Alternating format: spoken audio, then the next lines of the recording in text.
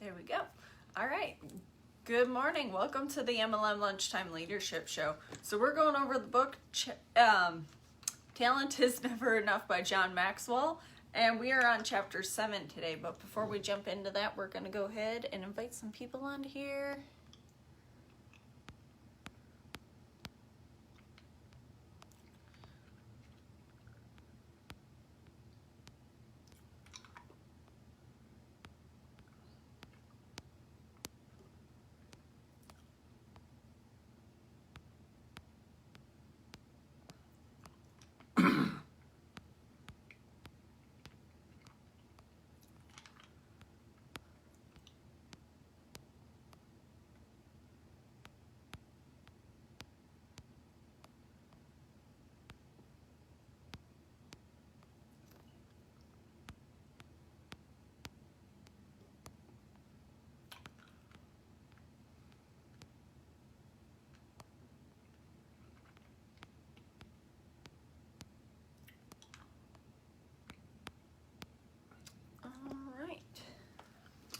Okay, so today, chapter 7, Perseverance Sustains Your Talent. This is a good one. Perseverance means succeeding because you are determined to, not destined to. Some people will only work hard at what they feel is easy, or they have some goal, dream, background that it's just going to be so simple to do this. Good morning. Danny's here from Texas. Bill, what's happening? And unfortunately, that's not true, right? We will either find a way or make one. And that's part of what you have to do. I was told this way: you have to force the result you're looking for. And you force the result through activity. The question is, do you know the right activity, right? What to do. Perseverance recognizes life is not a long race, but many short ones in succession. And that's really what direct sales and network marketing, we kind of run month to month. Perseverance and persistency also goes into consistency.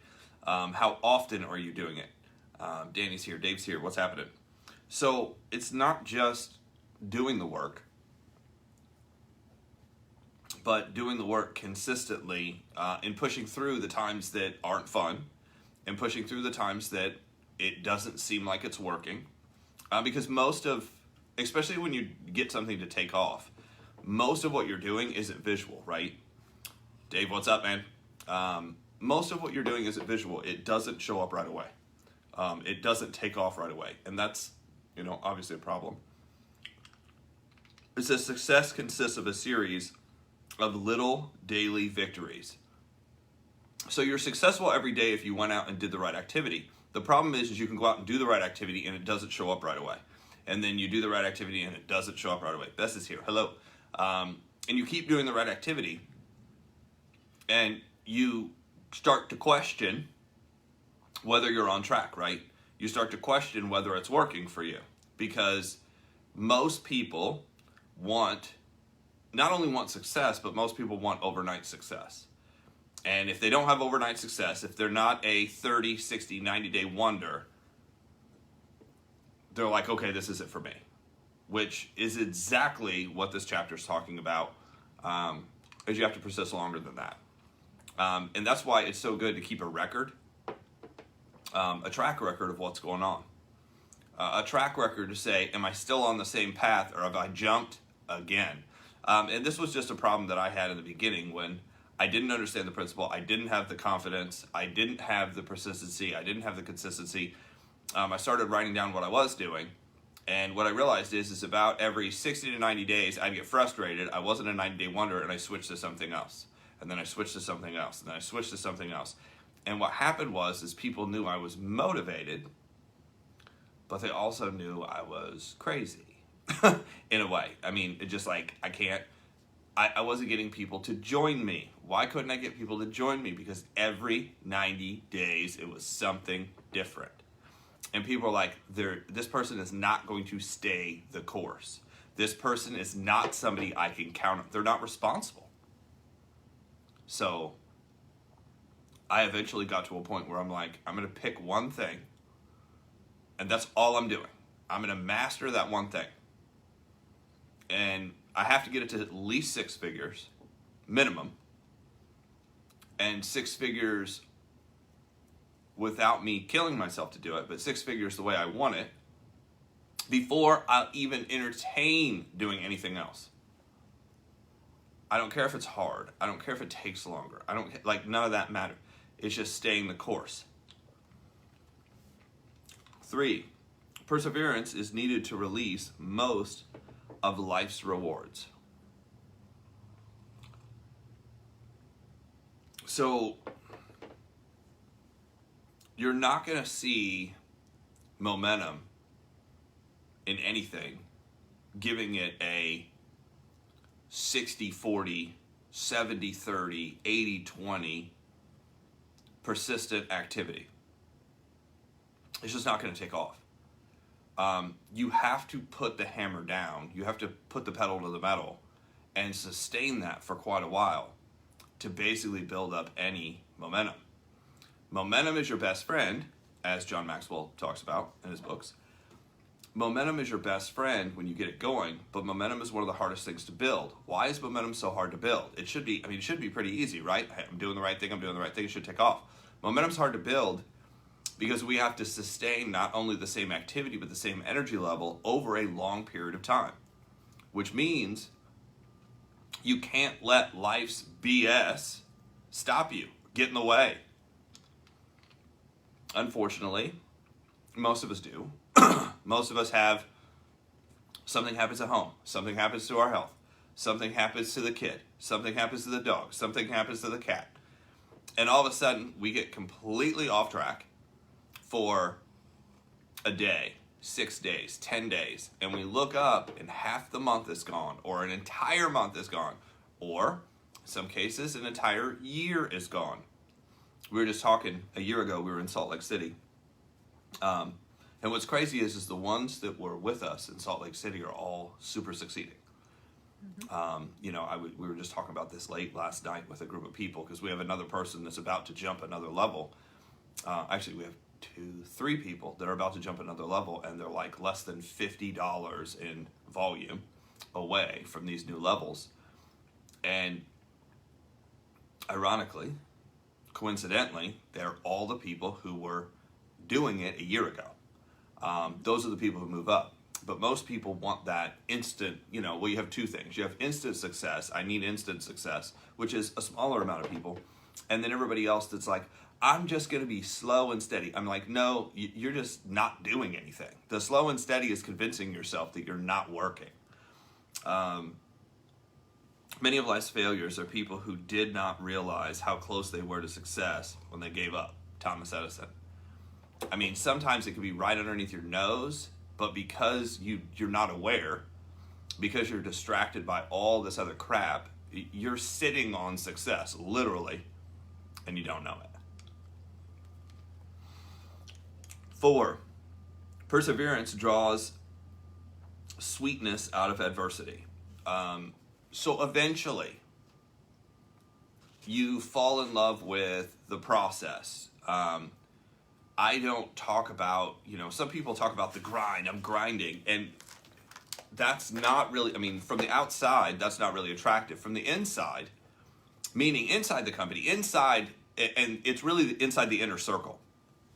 John Maxwell talks about developing an inner circle, the people who really get it, the people who really do it. And the biggest problem with the inner circle is the inner circle changes. People's level of commitment changes. People's level of persistence changes. People's level of activity changes. People's interests change. And what happens is that's them. What are you doing? Are you staying the course? Are you staying on track? And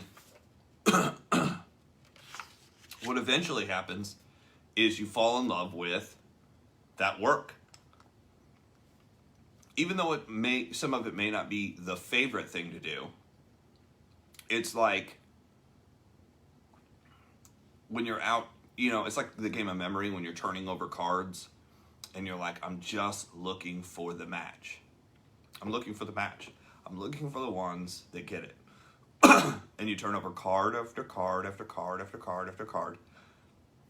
And it's so awesome when you run into somebody that just gets it. They're like, oh my gosh.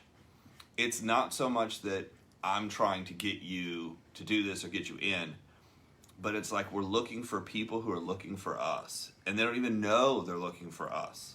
Meaning us inside of direct sales, network marketing, whether you're in real estate, insurance, whatever you're in. But overall, we're here talking about MLM.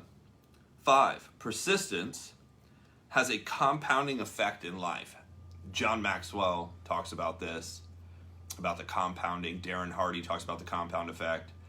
The slight edge, is another way to put it. It's doing the right thing over and over and over and over again, and then all of a sudden, it explodes in your life. And what happens is how you do anything, Jim Rohn, how you do anything is how you do everything. The problem is the people that shortcut their success and system are doing the same thing in their relationships. They just don't realize it. They're doing the same thing in their diets. They just don't realize it. They're doing the same thing in their workouts. They just don't realize it. How you do anything is how you do everything. The person that won't track what they're doing at work, won't track what they're doing at home, won't track what, their track record. Like, are you on track? Period. That's why we track what we do.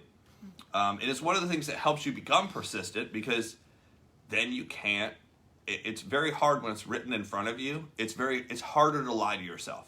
Now, I've still seen people do it, but it's harder. 6, perseverance means stopping not because you're tired, but because the task is done.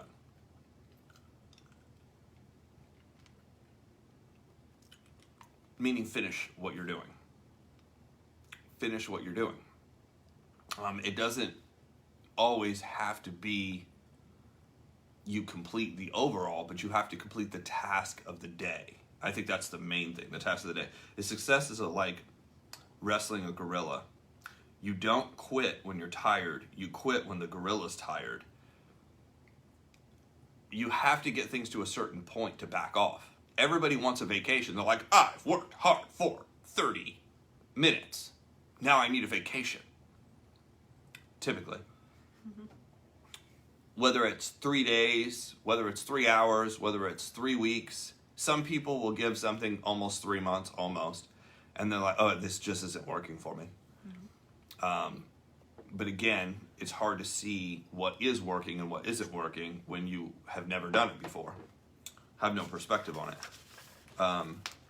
Because sometimes our version of what it's supposed to look like versus what it does look like is different. And we don't know it until we hit there. 7, persistence doesn't demand more than we have, but it demands all that we have.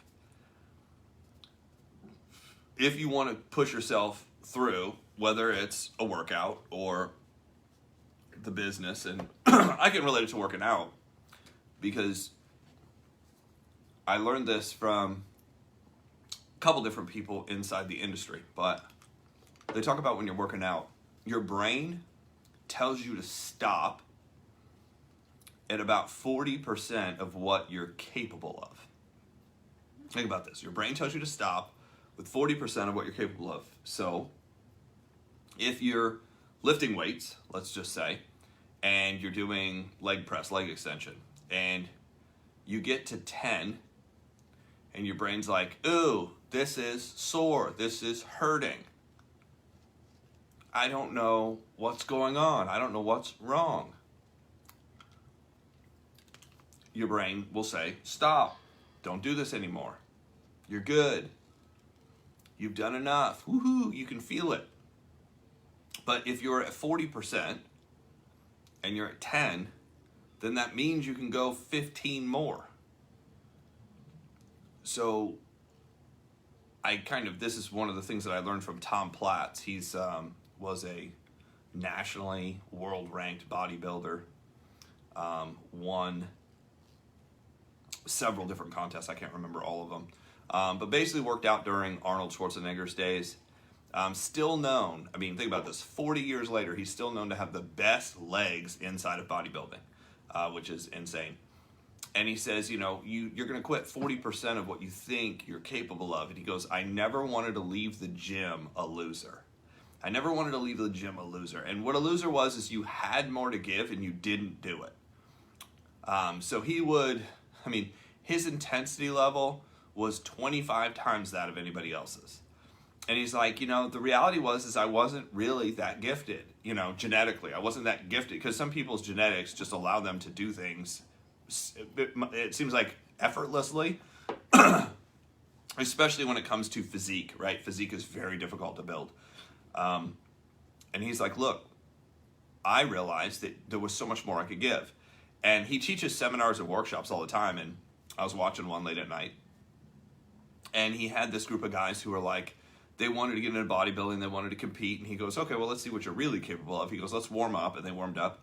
And he put on 225. And he goes, what do you think you're capable of? And the guy's like, I don't know. The most I've ever done, I can't remember, he said like 22 reps at 225 pounds. The guy was a big guy. I mean, he was like I would say he's 240, 250, which is pretty decent size. So he was lifting probably the same amount of weight as he weighed, I'm going to guess. And he gets to 25, and he's like, all right, you got 5. Or, yeah, he got to 25, and he's like, all right, you got 5 more. And the guy went 5 more. He goes, okay, it's obvious you have 5 more. And what he was doing is he was looking at the movement. He's like, don't even think about stopping. Don't even think about hanging it up. Don't think the number. Just think, can I give more? Can I actually physically do more? And they kept going and kept going. I want to say he did 56 reps or 54 reps at 225 pounds, which, guys, that's, even if it's your own weight, it's a lot of weight. Because you're not used to walking around with 225 pounds on your back, right? Now, it also isn't Olympic numbers. You know, it's not so much weight that's impossible. But the guy was spent, you know, he's like, oh my gosh, I'm shaking, I'm this, and then he goes, yeah, but you were going to stop. You told me 22 was the most you could ever do. You actually stopped at 56, 57, I can't remember. It was just before 60. And he's like, so are you, I mean, this is crazy. Are you running your life at 40% or less of what you're capable of? Maybe the reason your life seems crappy, or your life seems dull, or your life seems, I don't know, boring, it's because you're living life at 30 or 40 or 20% of your capability, you know, what you're capable of. So it's almost like you trick your mind. In your mind, you know you can do more, but you're not doing more. So therefore, you're beating yourself up because you know you can do more. And this is the process that I went through for years. I was like, I know I can beat most of these people, but I hadn't disciplined myself to do it. I know I could. I had the ability. I just didn't have the discipline. I didn't have the consistency. I didn't have the persistency. And I was one of those people that I kept reading all this garbage, and I have a real hard time with some of the people in our industry. Whether it be coach, trainer, speaker, whatever, and they're like, you just need to find something you love. It's like one of the biggest lies inside of our industry because it sells packages, it sells tapes, it sells CDs, it sells audios, it sells videos. Just fall in love, just fall in love. And what people do is they think success is all about this great, amazing, happy feeling, and really success, 50% of it, is doing all the garbage you don't like doing. So therefore, that's why it's so hard to get persistent and consistent, because you're out here it's almost like the work is sitting right in front of you, but you're out here looking 10 miles down the road for something better. It's supposed to look good. It's supposed to be easy. And another thing with that I would like to add, it actually doesn't take that much extra work to start seeing results, because everybody starts to think like, oh, because like one person that a lot of us like to listen to on here is Gary Vaynerchuk.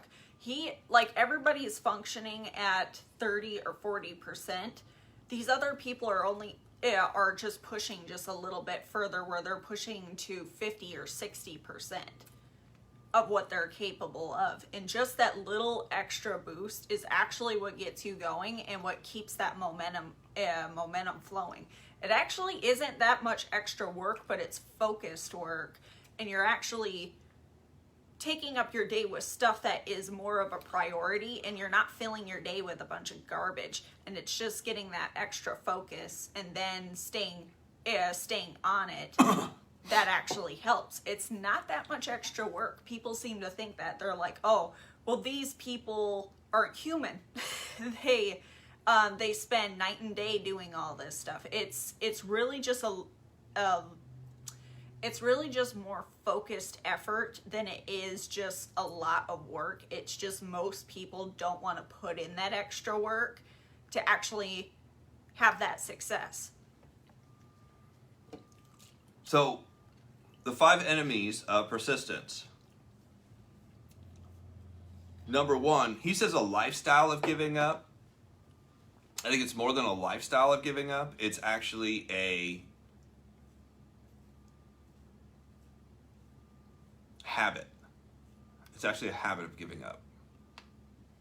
Now, that might define your lifestyle, but it's a habit of giving up. The problem is you don't think you gave up. You think I switched to something better. No, you gave up. You didn't complete what you said you were going to do. The worst part is going out and telling everybody you're going to do something and then having to justify, no, I'm not going to do it. Very tough. But a giving up lifestyle, David Bird, one of my mentors, said, the biggest problem with winning is winning as a habit. Which is also a big problem because losing is a habit too. And people get habitual about losing and get comfortable with losing. And they get comfortable with giving up. They get comfortable with giving up on their dreams. They get comfortable with giving up on their business. They get comfortable with giving up on their activity. They get comfortable with giving up on their workout, diet plan, whatever. And I'll be real honest, it's harder now to be focused than ever because there are so many distractions. And what I mean by distractions is the phone that you're on right now. Most people can't even sit, this is crazy, most people can't even sit and watch a show. Mm-hmm. They're having to scroll, they're having to tap, they're having to touch, they're not taking notes, they're not really paying attention. Most people don't. There's a few who do, and when you start getting focused like that, so there's certain things you can do, we're not going to go into all those. 2, a wrong belief that life should be easy, which is what I was talking about a minute ago, is you have to fall in love with everything. Everything should be, if you love what you do, you never work a day in your life. And unfortunately, it's not true. Now, if you discipline yourself to do the stuff you don't like to do and you get to the point where you can put enough away, you can live that life. And most people, that's what they're talking about. If you do all this other stuff you don't like doing, you can do what you want to do when you want to do it, and that's the best feeling. And then it doesn't feel like you worked on the other side. But initially, it's going to feel horrible. It's not fun. It doesn't look good. And I don't say that to scare anybody or to basically push anybody off. I'm just like, reality-wise, you have to know what you're facing. And if it's like, once you know the truth of what you're facing, it's so much easier to do, right, Dave? 3, a wrong belief that success is a destination. A lot of people have the feeling, I'm going to get to here and this is what's going to happen. And you don't have the dots connected right. You don't have the map. Like, you don't have the tracking system with the map. It doesn't match. A lot of people think, and this is funny because I just did this. So I had a goal. I was going to hit 195 pounds. And at 195 pounds, I had an image of what I was supposed to look like. I weighed last night. I was 194.6. So I'm like, give or take 2 pounds of clothing, maybe 3 pounds of clothing with, because I had light shoes on. I mean, let's even call it 5 pounds. So I'm 190. I'm 5 pounds away from where I thought I wanted to be, where I would look exactly how I want. And I was like, I feel like I'm 50 pounds away from where I wanted to be. And I thought this 25 pounds ago. How different is the plan you're on and what you think match up to what actually is? You can be that far off. Most people aren't even, it's like most people, it's not that they're in the wrong chapter, they're not even on the right book. Like, that's how far off some people's matching is. And the fastest way, I heard this the other day, and this will help some of you, The fastest way to success is a mentor. The fastest way to success. If you want to shortcut the system, it's not more trainings. It's not more this, that, and the other thing. It's meeting a person who's been there and them saying, the difference between what do you think you should do versus this is exactly what you need to do. A good coach doesn't direct. A good coach lets you figure it out. A mentor is going to give you the exact directions. And there's a difference. I talk about this all the time. There's a difference between the coaching industry versus the mentor industry. And most people in the industry don't know the difference. The ones teaching it don't know the difference, which is unfortunate. But I see it a lot. So, 3, a wrong belief that success is a destination. It's not. 4, a lack of resiliency, which is just basically the consistency. Because you don't track what you're doing, you have no idea you got off track. You can't get much done in your life if you only work on the days where you feel good, which is what we were just talking about. And then 5, lack of vision. The thing that will draw you to conclusion is looking forward to say, this is what life's going to be like when I get to this level. This is what life's going to be like. And you have to have a vision. And this is where sometimes it doesn't match up. And what you want to do is that's why you want to track. And you're like, okay, this brought me here, but my vision is this. This is why a mentor is really good, because you're like, my vision is this. The mentor could say, that's not accurate. You might not like that, but this will save you a ton of time, a ton of disappointment. It's not like that. It doesn't happen there. It will happen, but it doesn't happen there. So therefore, when you get there, you're not super disappointed. But most people don't share, hey, I think I'm going to get to this point and this is what's going to happen. It usually is like, it's like destination disappointment. I'm going to hit this level and this is what's supposed to happen. Oh, that didn't happen. Now I'm disappointed. Even though you're at another level, you're disappointed. Even though you passed a ton of people, you're unhappy. Now, for some of us, we can't even get going. I spent years in the business. I wasn't even able to get going. I would do the work a little bit and then it would wear off and I would get distracted because why? Because I was used to getting distracted. How you do anything is how you do everything. And then I'd go to another event and I'd get more excited and I'd learn a little bit more and then I'd apply a little bit more. And it was like, I would start out saying, I'm going to do 100 presentations, and I would walk out the door and I would do 3. And then the next month, I'm going to do 100 presentations, and then I'd walk out the door and I would do 2. I mean, it was weird. I would even do less than what I did before because I was like, well, this isn't working. And then I'd go to another, and we're talking about like monthly regional events. And then I'd go to a convention. I get super excited and I would do 5 presentations after the event. And, I would start out great, start out good. Finishing was horrible. You couldn't find me 2 weeks in. I had sunk back into, I always said it's the most depressing thing. The most depressing thing is going to a convention and then going home. Not because your family, not because, where they're at. It's you come from like sky clouds back down to everybody being like depressed. You come from a room of energy back down to everybody who's just hanging out. Think about what they say. They're killing time. Time is the only thing you have, and these people are sitting around killing it. I'm just killing time. I'm just getting by. I'm just trying to maintain. All of these phrases that basically take energy away from a situation. It means they're not focused. They're not dreamers. They're not going in the right direction. And that's why they say you become like the 5 people you spend the most time with. So lack of vision is another huge one. So that's constantly something to work on. So John talks about this, purpose, find one. Persistence is stubbornness with a purpose. And funny enough, that came from Rich DeVos, who was one of the founders of one of the largest direct sales companies in history. Excuses, you have to eliminate them. What's the fastest way to figure out what your excuses are and fix them? A mentor. It's easier to move from failure to success than it is from excuses to success. And all of us have limiting beliefs. All of us have some things messed up about how things are supposed to work or how they do work.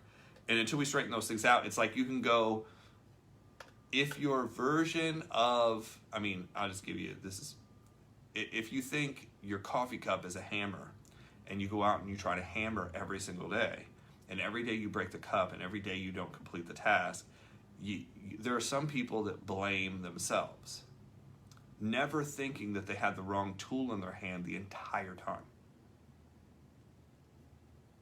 I spent years doing that. Stamina. You have to develop stamina. The only way you're going to develop stamina is basically getting with somebody who understands what it actually takes to win and tracking it and doing it over and over and over and over again, even when it's not fun. That's unfortunate. So, purpose gives you passion and power, and passion feeds persistence. What is your purpose? Do you have it written down? How often do you think about making excuses, and what are they? That'd be something to figure out. Sit down with somebody. What is your attitude towards challenge? When it gets tough, when it gets rough, when it's painful, what is your attitude? Most people, stop. It hurts. Stop. Give me a pill. Give me some medicine. Give me a drug. It hurts. It's, it's painful. I love this. I'm sore. That's okay. I was listening to, there's an Indian gentleman. I think he's something guru. I can't remember what the first, but really cool. If you ever get a chance to listen to him, I'll put one of his trainings up. But he does these seminars with groups of people, and he said it's funny, the Western world, and really now the entire world, is all about dulling experiences. It's all about dulling experiences. We want a drug or we want a quick fix, and we're not actually experiencing most of life because we're curving what life's about, which is all of these feelings, both good and bad. How can you personally apply the concept of persistence in your life? And I think that, it comes down to tracking. You have to pick one area. Guys, you can't fix, here's what I found. You can't fix everything all at once. You can pick one thing and start fixing it. And how you do anything is how you do everything. So you have to tackle one thing at a time. So one of the things I was taught to do is break life down into the categories of, everything from, philanthropy and giving, because a lot of people are like, well, my heart is for giving. I'm like, that's fine, but your finances suck. Mm-hmm.